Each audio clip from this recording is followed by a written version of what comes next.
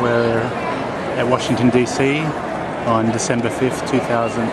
July 5th, 2010, and we are looking down the National Mall, down on the reflection pond, up to the Washington Monument from the steps of the Lincoln Monument.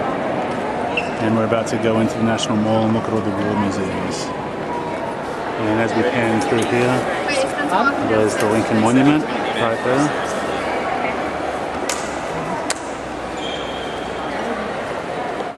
Here is the 407 years ago speech by Lincoln.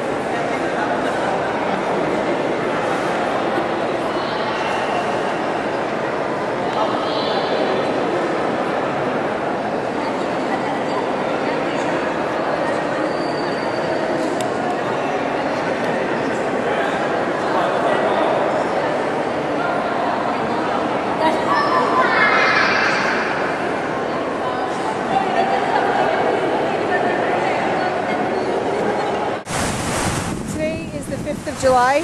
We spent 4th of July watching the fireworks right in front of the Washington Monument. Now we're at the World War II Monument. Up here is the Washington one. I guess President Bush built these 5 years ago. This is the Atlantic end, and down at the other end is the Pacific. We've got all the states. We've got the fountain, and I've lost everyone else, so. Yeah, give me the camera for a minute. Yeah. These are some of the other poles, and there's the Lincoln Monument. Yeah. Yeah, give me the camera for a minute. Yeah. These are some of the other poles, and there's the Lincoln Monument. Yeah. Here's Tiffany being interviewed by somebody from the NBC station about the heat wave.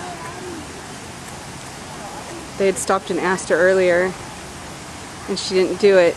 She didn't know if she should, so now she went back and she did it. So that's pretty cool. Alright. Here's, hang on. Too close. There we go. This is the Pacific entrance. And then over there is the Atlantic. And then that's the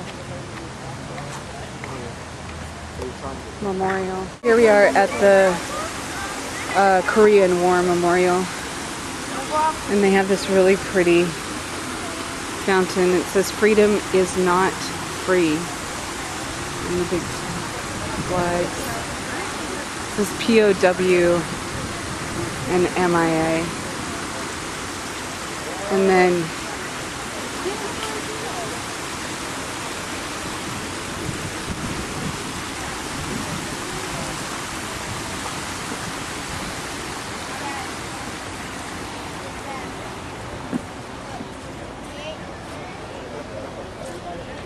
they have these, and then they've carved in the pictures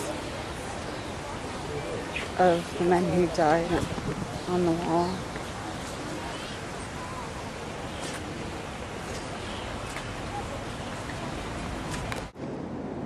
This is July 5th, 2010. We are at the National Cathedral in Washington, DC.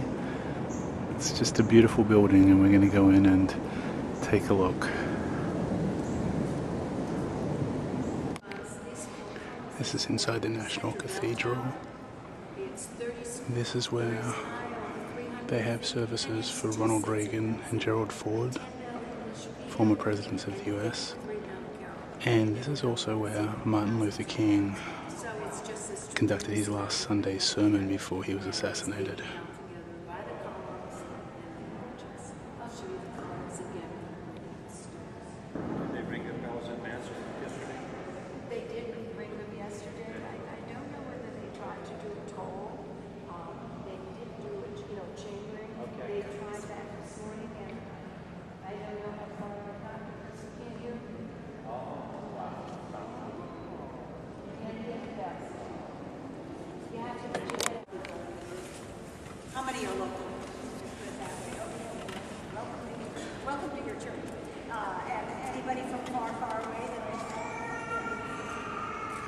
Arizona, wow, that is.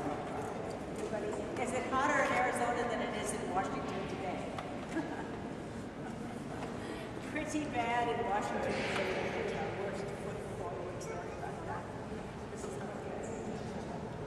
5th of July.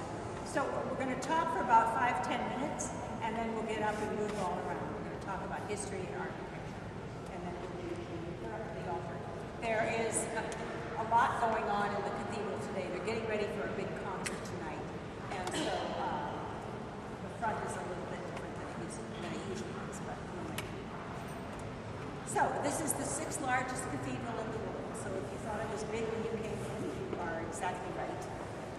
This is a working Episcopal cathedral. 6 services every Sunday, 3, sometimes 4 every weekday. It's a busy, busy place, and in spite of the word national in the title, the government has nothing whatsoever to do with this church. It was built with donations entirely. It is run by donations, so keep us in mind. It is a venue where a lot of events of national importance take place, actually. The funeral for Ronald Reagan was held here. Funeral for President Ford was here. Day after the inauguration was the inaugural prayer service. President Obama was here. All 3,200 seats were filled. And it looks like they're expecting that many tonight with all the extra folding chairs set up for the concert tonight. So it's a busy, busy, busy place. How did it all come about? The cornerstone was laid in 1907. Good old Teddy Roosevelt, Ready Teddy, was in the White House. And the big avenue out here was nothing but a 2-lane dirt road. This was considered really out in the country. The original city plan for Washington had a spot marked for a national cathedral. But early days of our country, everybody was very leery about the separation of church and state. Nobody wanted to go near that idea at all. And it took about almost 100 years, and finally the Episcopal Church stepped up and they said, look, we think this is important. We'll do the fundraising, we'll do the organizing, and see that it gets built, and then we will turn this cathedral over to the nation as the nation's house of prayer for all. So that's how it happens to be Episcopal, but in clergy and in the liturgy and so on. But everyone is welcome at National Cathedral. Everyone is welcome to take part in the community. This is looking directly from the entrance down the cathedral. It's just beautiful.